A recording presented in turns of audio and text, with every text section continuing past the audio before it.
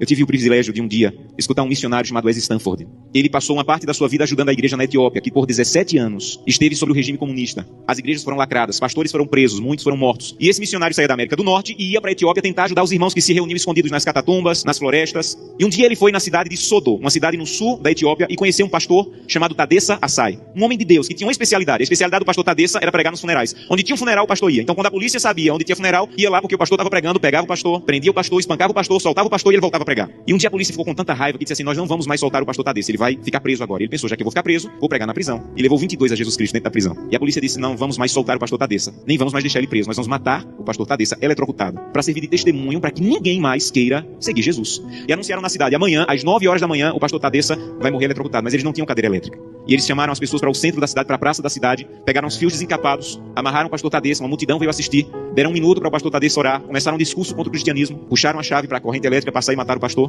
Houve uma explosão, fumaça e faísca para todo lado, a corrente elétrica não chegou e o pastor não morreu. Desamarraram o pastor e disseram: vão para casa, um eletricista vai consertar a gambiarra e amanhã nessa mesma hora o pastor Tadessa morre. E o pastor Tadessa pensou: já que eu vou morrer amanhã, vou passar a noite em oração. E voltou para a cadeia e passou a noite em oração. No outro dia a mesma coisa.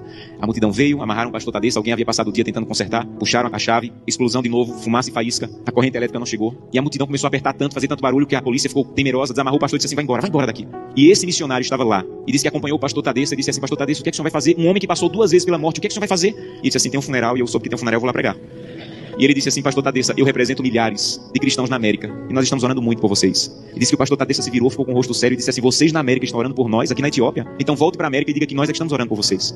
E ele falou: mas por que vocês estão orando por nós se vocês é que estão sendo perseguidos, pastor? E ele falou: irmão, ninguém na Etiópia acorda sem pensar. Nenhum cristão na Etiópia acorda sem pensar: hoje pode ser meu último dia de vida. Pode ser que hoje seja descoberto e seja preso e morto. Então, como nós não sabemos se esse é o último dia de vida, todo cristão na Etiópia passa o dia em oração. Não importa o que nós passamos durante o dia, passamos o dia em oração. Mas eu soube que as coisas vão muito bem na América e que tem cristão na América que consegue passar o dia inteiro sem orar. É verdade que tem cristão na América que consegue passar o dia inteiro sem orar? E ele disse assim: é verdade. Ele falou: você sabe que é proibido se reunir, mas nós precisamos tanto do corpo de Cristo que mesmo sendo proibido, nós nos encontramos escondidos à noite, no escuro, na floresta, nos cemitérios, porque nós precisamos do corpo de Cristo. Mas eu soube que vocês têm igreja na América em todas as esquinas e vocês podem entrar na igreja a hora que quiserem, que a polícia não vai entrar para espancar vocês. Mas eu soube que na América, no dia de culto, tem cristãos que ao invés de ir para a igreja, ficam em casa assistindo. É verdade que no dia de culto vocês podem a hora que quiserem e vocês não vão, vocês ficam assistindo. É verdade que isso acontece na América, irmão? Ele disse assim: é verdade.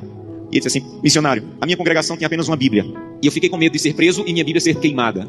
Então eu reuni minha congregação e com lágrimas nos olhos disse: irmão, eu não tenho como guardar a Bíblia, o que nós temos é mais precioso. Se eu for preso, ela vai ser destruída. Então eu comecei a rasgar as páginas da Bíblia e comecei a dividir para cada pessoa. Era mais fácil guardar porções da Bíblia do que uma Bíblia inteira com uma pessoa só. E quando eu estou à noite pregando, no escuro, no meio do meu sermão, eu digo: eu preciso de Isaías 53. E alguém lá do escuro começa a recitar do fundo do coração aquela página que ele levou rasgada para casa e decorou. Mas eu soube que na América vocês podem ter 8, 10 Bíblias em casa. E eu soube que tem cristãos na América que apesar de terem 8, 10 Bíblias em casa, passam uma semana sem ler a Bíblia. É verdade? E ele disse assim: é verdade. Nós é que precisamos de oração. Meus irmãos, urgentemente precisamos de oração. Porque cantamos breve Jesus voltará. Levantamos a mão no apelo dizendo assim: eu quero voltar para o céu para ser dono de tudo. Mas ainda não estamos indo a Jesus de maneira séria para que ele arranque o egoísmo do nosso coração. E que nós possamos entrar na porta do céu. E nós não vejamos a rua de ouro, nem a parede de pedra preciosa. Mas nós possamos olhar para o rosto maravilhoso de Jesus. Aquilo que nós aprendemos a olhar nessa terra. Eu tenho um sonho. Sonho da minha vida. Entrar na porta do céu. Segurando a mão de Gleice, minha esposa. E Glenda e Samuel, os meus filhos. E eu quero chegar em frente a Jesus. Eu quero dizer: Jesus, cheguei com minha família. Essa aqui é Glenda, Samuel e Gleice. E eu espero que Jesus diga mais ou menos assim: Josanã, eu já conheci a sua família, porque todo dia você ia à presença. A minha presença me apresentava, só faltava conhecer pessoalmente. Mas eu já conheço a sua família. Sejam bem-vindos agora. Um prazer conhecê-los pessoalmente. Eu não quero ser pastor dessa igreja. Eu quero ir para o céu. E isso é mais profundo.